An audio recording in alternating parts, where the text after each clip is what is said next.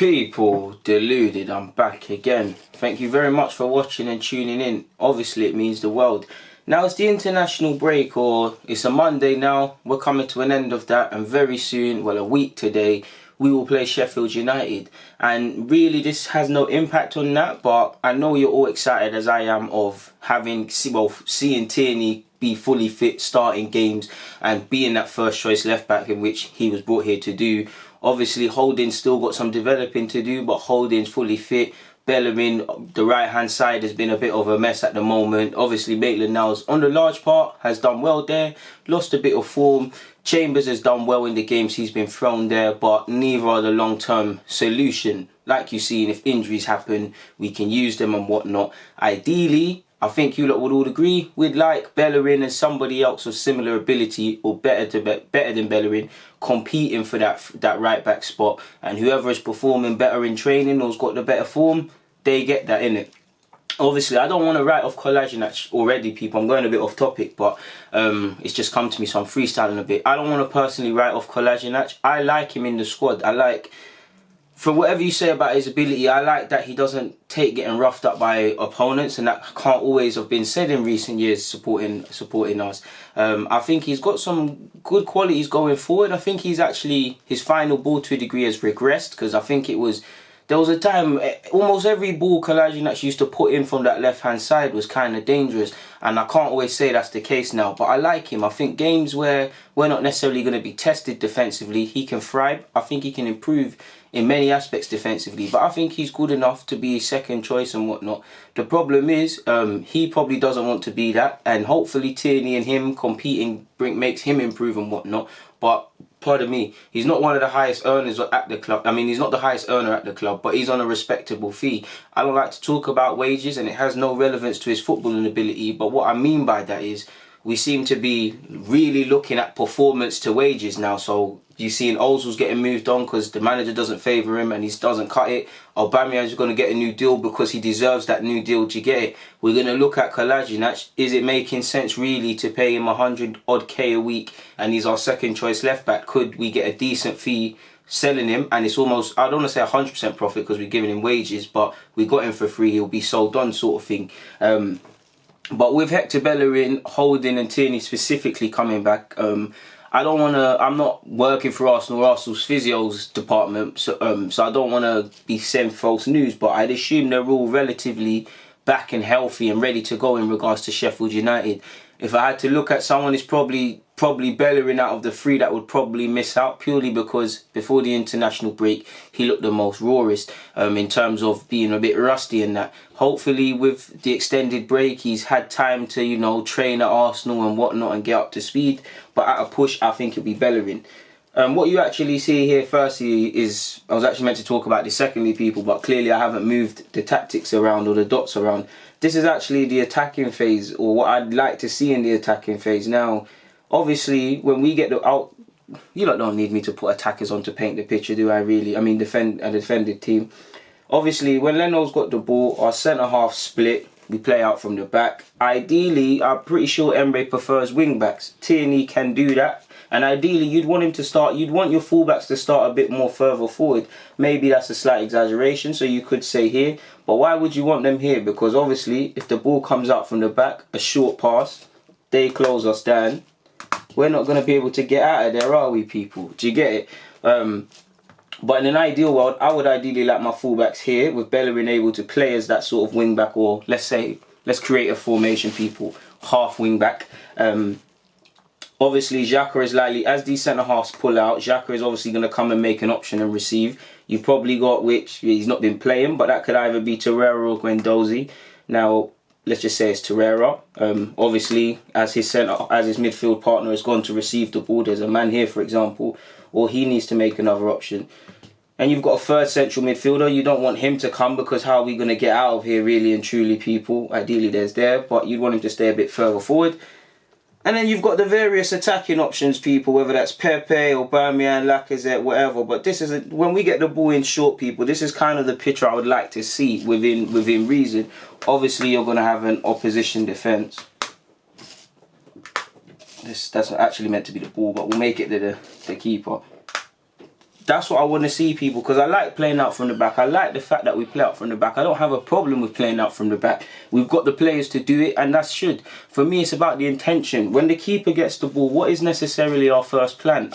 Obviously, it's to score goals, but I can't necessarily say with the tempo in which we play out from the back or the way we do it, that is to get high as high as possible, as quickly as possible at the opposition's half or at their goal, and really take advantage of. Because think about it, if these lot press us, people, let's just say these lot press us and their midfield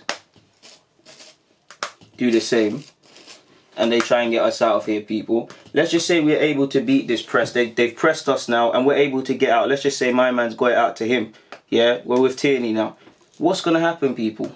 These lot are out of position. They've got one midfielder. Obviously, I'm exaggerating. They've got their back four and one midfielder. Do the maths, people. You should be able to combine with these relative options and have a shot. And by the tempo we do it, I can't say that that's what we try to do. So playing out from the back is fine, but it's about the intention for me anyways, people. It's too often than not, you see it coming. Leno might pass it here, it'll go here, it'll be a bit nervy. And this just allows the team, from they've pressed us, just to gradually get back into position, people. Just to gradually track back. Do you get it? And hold their shape. And how many times have us as Arsenal fans seen something like this? We get the ball. Whoever you want gets the ball, people, and there's not really options. It's not that people aren't showing, but obviously we can make a whole nother debate about movement, but it's all in front. We've helped them defend. 2 banks of 4, a bit distorted, but essentially 2 banks of 4 to a degree. I've not got all the players from the blue on the pitch, but you can tell the story. It's all about what we do when we get out of possession. But just to make these lot irrelevant, because this actually has no relevance to the video, which I was hoping with, for a second, let's just focus on the defence. For me, a lot of people, myself included, last season, we said it's not Emery's options, it's not this, it's not that, these are not the players, we still need time to learn how to defend, it's not going to happen overnight. And that's true. I was been banging on about from pre-season, my subscribers know this, about the need to improve defensively. I didn't think it's going to happen overnight. Even if we did improve to the scale I'd like us to, I don't believe we would be able to defend like a prime Italian side. But the signs have been there in the games against, forgive me if I'm wrong, Real Madrid. Did we play Fiorentina? I could be wrong. Bayern Munich, definitely. The lack of concentration, the defensive errors, and the way we're conceding these goals. Again, don't not to read too much into pre-season, but that is kind of continued. Now, we have not got, at this moment in time, the worst defensive record. We kept a clean sheet in our last Premier League game. Forgive me if I'm wrong. Yeah, we did. So it's not all doom and gloom, but how we defend makes the difference, people. And the same problems have been there from pre-season, and they followed us. Go and look at the way we've conceded our goals, people. Obviously, every goal any football team concedes, you can look back at it and you'd want to do better as a team. But we have conceded what we call cheap goals, and defensively, I'm sure you would all agree we haven't been there. You see, when Luiz has turned it around in the last couple of games he's played, but if we go back to the Liverpool game, the penalty is one thing, and that highlights something. But if you remember, was it Salah's goal when we're out of position? David Luiz, so, I can't remember where the left back was. I think Monreal was tracking back or something like that. But it came to Salah. Yeah, we're out of position. I think it was on the counter. Luiz went in. Luiz missed his challenge. You have to do something from there. He skipped past him, and the rest is history. These same things have been there, and as much as we've had injuries and it's going to take time and all of these things, for me, the very bare minimum I wanted to see is a bit more of an improvement in terms of being proactive in this degree. I've seen us do better in terms of being given a game plan and trying to hold the shape, which I saw against Spurs and Liverpool, whether I agreed with them or not. But I'm looking at the defence, people. Now, again, injuries happen, and I'm not expecting it to be everybody's fit back and we're training for a week, we're going to be able to defend great. But for me, I'm really looking at how we improve defensively now, because Tierney has come in, holding, Socrates and Luiz at this moment in time, they've turned it around. If we're honest, on current form, neither player deserves to be dropped. Chambers on merit probably deserves to play ahead of Holding at this moment in time, just in terms of earning his spot. Holding's been injured, he's not been able to do that for as good as he's looked when he's played or come back this season. But for me, it would be Holding and Luiz every day of the week at this moment in time. But let's for this example, you've got Bellerin, you've got Tierney, you've got Holding, and whatever partner in defence you want of Luiz, Socrates, Chambers, whatever, yeah?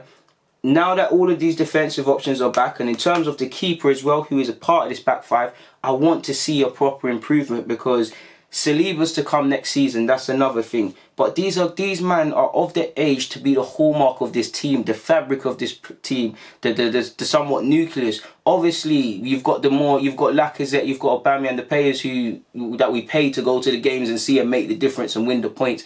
We've got Pepe, we've got several young midfielders and things like that. And we've got a whole good collective base to work with and develop. But for me, it all starts with the back five. Fundamental success is with this back five. Whether it's this season for the top four, or what us all Arsenal fans, what I would dream for, and you can call me by my name, Deluded, is winning the Premier League again one day, of course.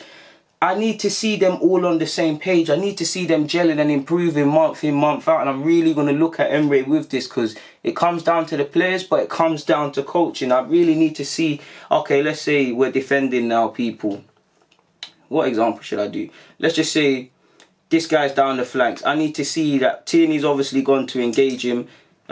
This guy might be making a run. We've read this sort of thing, and we shuffle across accordingly. I should really bring the midfield in, because then again, you'd need your right winger to shuffle across and whatnot. You'd probably need your midfield to be switched on initially to this midfield runner. And you just need your midfield to sit anyways, people. We'll get onto the midfield. But I want to see us just alert to these things, people. Just alert to these sort of options, these sort of problems, people. Right back's gone. There might be a 1-2-1 or something. It might be a 1-2-1 or something. This centre half has stepped out. It's 2v2 and you're playing in one side. So really you should step up, and holding that line is better. But let's just say he stepped up to try and make that challenge. He's missed sort of thing. You're going to engage him. But Tierney's read the situation, and if a mad thing happens, Tierney's there to look like a star. I don't always see our players reading and assessing and smelling fires and putting them out before it's become a thing. We have done it at times, but collectively we don't do it. And that's what defending is about, people, to be honest. Doing things you don't see. Everybody praises the great slide tackle, the great recovery challenge, the great, you know, when a defender times a 1v1 against a world-class player, it's glamorous. We like it, but nobody sees the man that is so proactive that whole situation doesn't happen. He positionally reads what's going to happen, and it's going to take time. Saliba to come next season will be 19, barely played career league football. Obviously he's there at St Etienne to do that for a year. He's going to have issues. Holding has issues stepping out for me as well. He's going to have to develop. Tierney, I think he's going to be perfect for us, but there's going to be days he's not at it. Bellerin's improving, but in short, I just need to see this defence maturing kind of month in, month out, and really looking on the same page. Communication and them things, and all of them sort of things there. Because you've got Leno, regardless what you think about Leno, in terms of age, he's someone you can build the team around. Leno I have a lot of question marks over Leno personally. But there's not much Leno can do if he hasn't got a stable defence, people. There has been times I think Leno's genuinely done all he can and he can't do a bit more. And then, of course, we've spoken about midfield, but if you've got a midfield defensive pivot or whatever, it's about how they protect the thing. Do you get it, people? Let's just do a 4-4-2 because it makes the example a bit easier.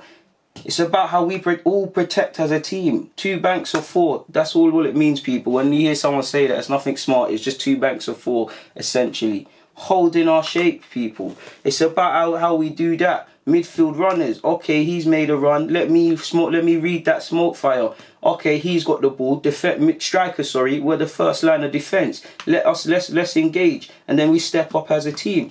Okay, my left back is my full back on my team is getting destroyed, and they're doing 2v1s. Let me tuck in. Let me tell him to tuck in, and then come and defend with him so that it's 2v2. And then we tell midfielders. Of course, it's not as white and black as this at all times, people. But that's the one improvement I've wanted to see from pre-season. That's the one improvement that I still am yet to see. And that's the one thing I'm really, on top of everything, obviously, but that's one thing I'm really looking at Emery and the players to improve, because we have done all right. Statistically, at this moment in time in October, we don't have the worst defensive record, which, if it was Arsenal, we'd all know about it. As we see, all the stats about shots we faced and all these other stats, they're all over social media and whatnot. But that's what I really want to see, people. But got nothing more to add, so I'm going to get out of here. People, Deluded, it's been a pleasure. I'm out, though.